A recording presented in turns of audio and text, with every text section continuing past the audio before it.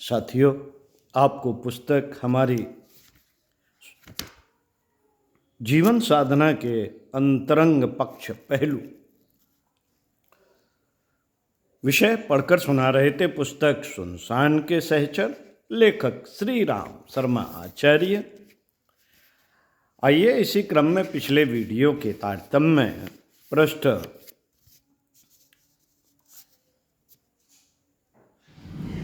83 से पढ़कर सुनाते हैं।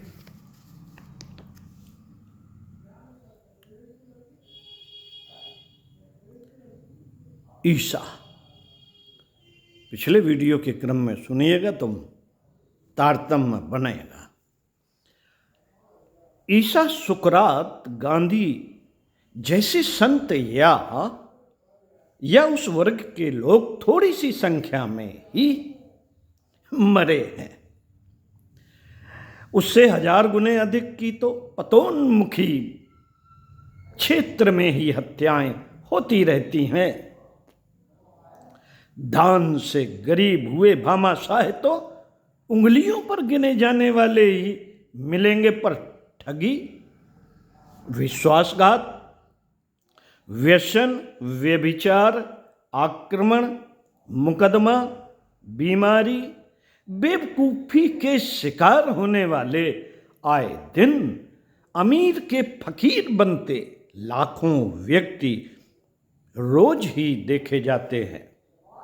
आत्मिक क्षेत्र में घाटा, आक्रमण, मुकदमा, दुख कम हैं, भौतिक में अधिक।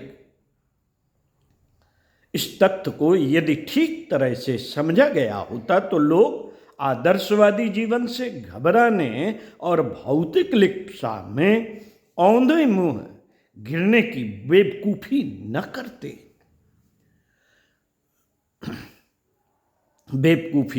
करते। साथियों, हमारा व्यक्तिगत अनुभव यही है कि तृष्णा वासना के प्रलोभन में व्यक्ति पाता कम, खोता अधिक है।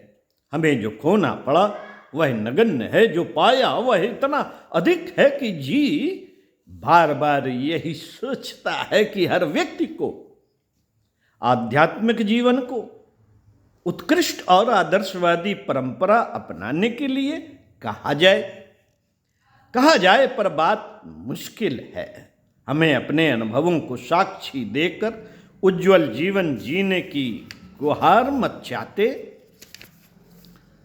मुद्दत हो गई, पर कितनों ने उसे सुना और सुनने वालों में से कितनों ने उसे अपनाया। मात्रवत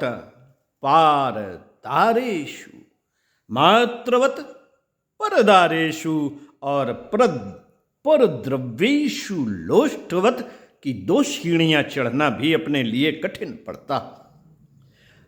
पड़ता है यदि जीवन का स्वरूप, प्रयोजन और उपयोग ठीक तरह समझाने और जो श्रेयस्कर है उसी पर चलने की हिम्मत एवं बहादुरी ना होती।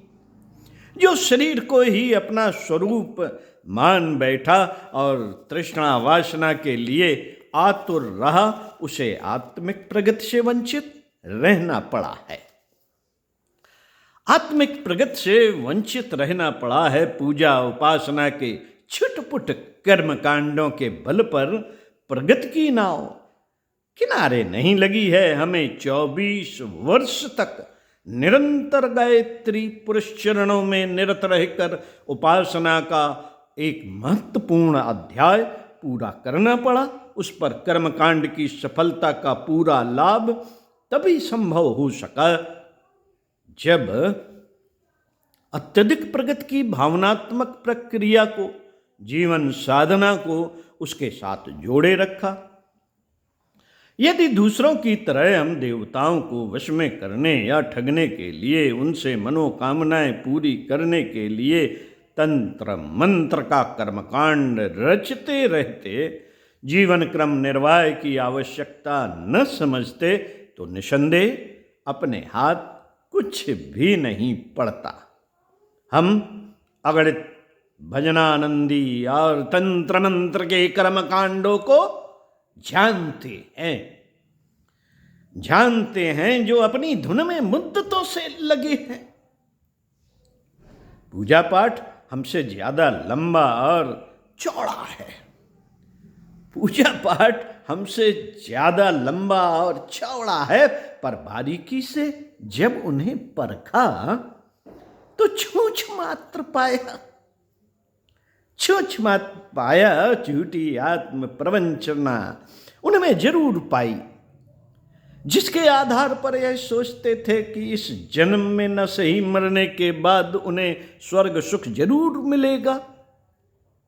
पर हमारी परख और भविष्यवाणी यह है कि इनमें से एक को भी स्वर्ग आदि मिलने वाला नहीं, एक को भी स्वर्ग आदि मिलने वाला नहीं, न उन्हें कोई सिद्धि चमत्कार हाथ लगने वाला है।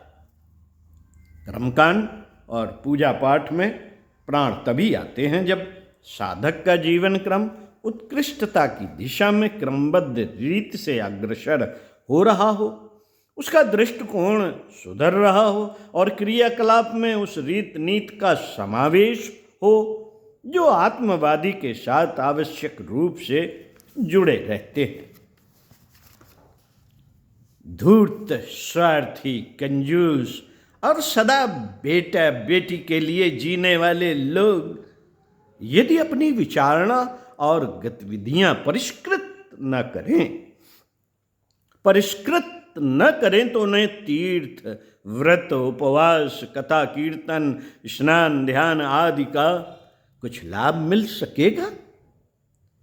इसमें हमारी सहमति नहीं है।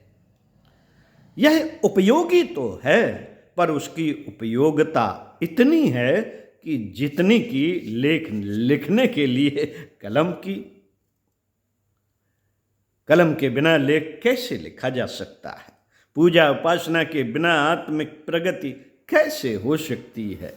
यह जानने के साथ साथ हमें यह भी जानना चाहिए कि स्वास्थ्य, अध्ययन, चिंतन, मनन की बौद्धिक विकास की प्रक्रिया संपन्न किए बिना केवल कलम कागज के आधार पर लेख नहीं लिखा जा सकता।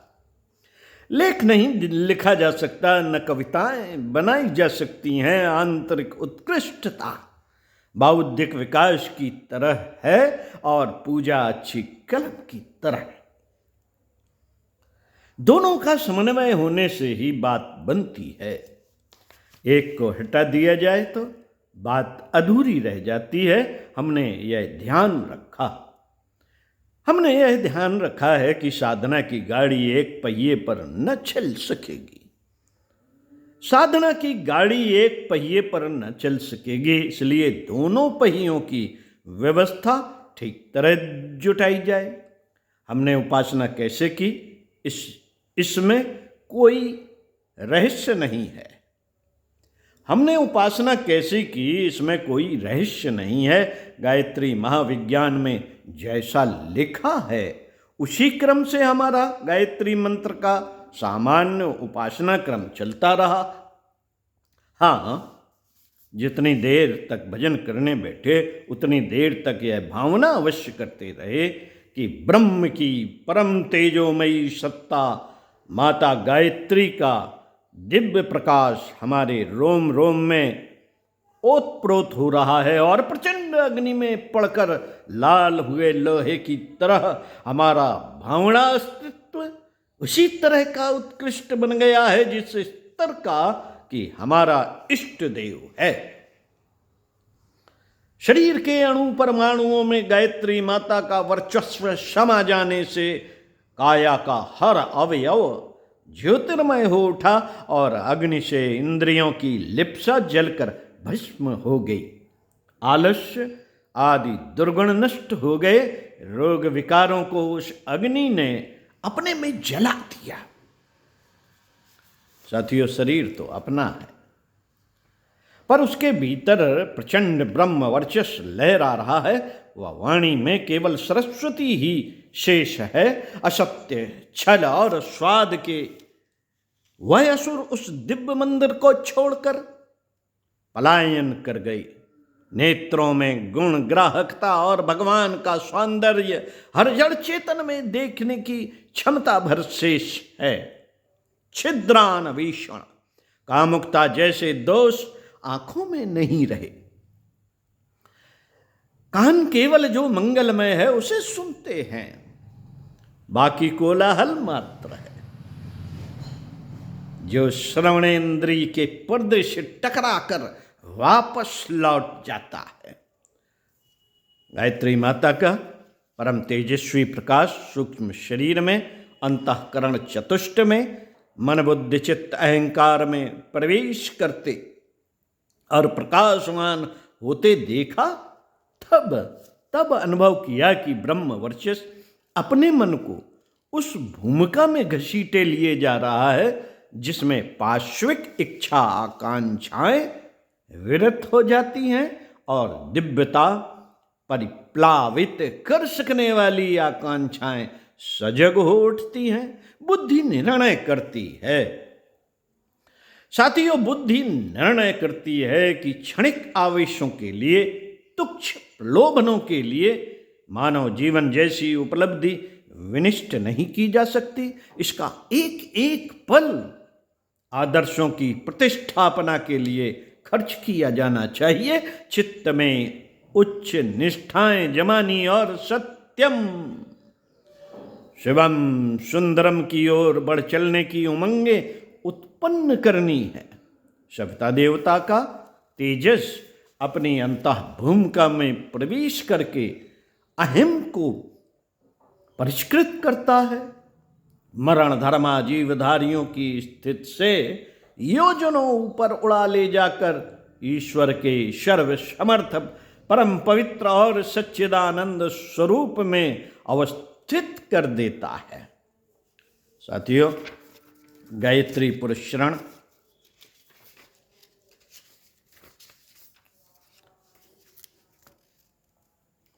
के समय केवल जप ही नहीं किया जाता रहा, साथ ही भाव तरंगों में से मन भी हिलौने लेता रहा। कारण शरीर भाव भूमि के का अंतःस्थल के आत्मबोध, आत्मदर्शन, आत्मानुभूति और आत्मविस्तार की अनुभूति अंतर ज्योत के रूप में अनुभव किया जाता रहा।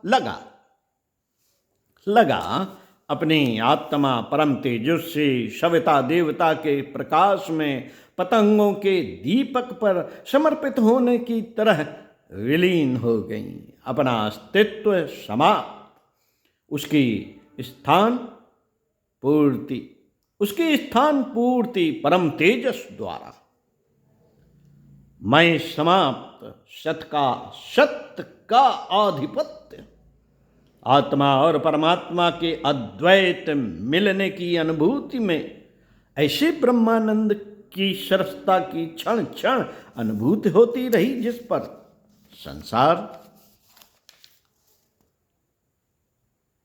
संसार भर का समवेत विषयानंद निछावर किया जा सकता है। जबकि साथ स्थूल सूक्ष्म कारण शरीरों में दिव्य प्रकाश की प्रतिष्ठापना का आरंभ प्रयत्न पूर्वक धारण के रूप में की गई थी, पीछे वह स्वाभाविक प्रकृति बनी और अंततः प्रत्यक्ष अनुभूति बन गई। जितनी देर उपासना में बैठा गया, अपनी सत्ता के भीतर और बाहर परम तेजस्वी सविता की दिव्य ज्योति का सागर लहराता रहा और यही प्रतीत होता रहा कि हमारा अस्तित्व इस दिव्य ज्योति से ओतप्रोत हो रहा है। प्रकाश के अतिरिक्त अंतरंग और बहिरंग में कुछ है ही नहीं। प्राण के हर स्फुरण में ज्योति स्फुलिंगों के अतिरिक्त कुछ बचा ही नहीं। इस अनुभूति ने कम से कम पूजा के समय की अनुभूति को दिव्य दर्शन अनुभव से ओतप्रोत बनाए ही रखा। साधना का प्रायः सारा समय इसी अनुभूति के साथ बीता। पूजा के 6 घंटे शेष और 18 घंटे की भरपूर प्रेरणा देते। पूजा के 6 घंटे शेष और 18 घंटे की भरपूर प्रेरणा देते। काम का जो समय रहा उसमें यह लगता रहा कि इष्ट देवता का तेजस ही अपना मार्गदर्शक है, उनके संकेतों पर ही प्रत्येक क्रियाकलाप बना और चल रहा है। लालसा और लिप्सा से, तृष्णा और वासना से प्रेरित अपना कोई कार्य हो रहा हो ऐसा कभी नहीं लगा, ऐसा कभी नहीं लगा ही नहीं।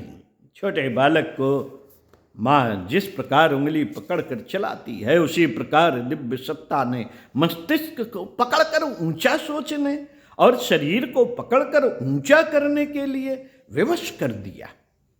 उपासना के अतिरिक्त जागृत अवस्था के जितने घंटे रहे, उनमें शारीरिक नित्य कर्मों से लेकर आजीविका उपार्जन, स्वाध्याय, चिंतन, परिवार व्यवस्था आदि की समस्त क्रियाएं इस अनुभूति के साथ चलती रहीं मानो परमेश्वर इन सब का नियोजन और संचालन कर रहा हो।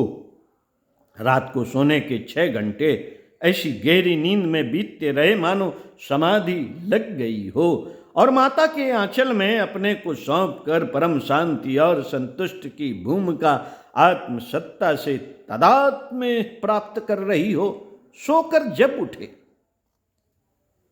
तो लगा नया जीवन, नया उल्लास, नया प्रकाश अग्रिम मार्गदर्शन के लिए पहले से ही पथ प्रदर्शन के लिए सामने खड़ा है। सामने खड़ा है 24 वर्ष के 24 महापुरुष श्रण काल में कोई सामाजिक पारिवारिक जिम्मेदारियां कंधे पर नहीं थी, सो अधिक तत्परता और तन्मयता के साथ यह जप ध्यान साधना का क्रम ठीक तरह चलता रहा।